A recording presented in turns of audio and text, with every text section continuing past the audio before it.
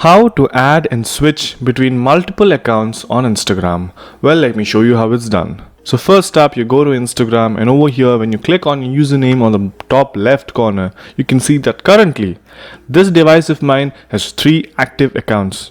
But for this video, I will show you by adding a new account. So all I have to do is click on new account, then I press on create new account.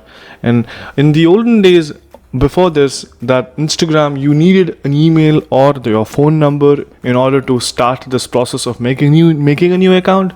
But for now, Instagram is all it's needing is a username, which is quite neat and nice actually. So all you have to do is type in a unique username, and then you click on next. And then in my opinion, create password instead is a better option. You click on it and press in some password that you want to set up. Then you click on next, and once you do that, all you have to do is click on complete sign up. And once you click on complete sign up, you will get a new account by the name of the username that you have chosen.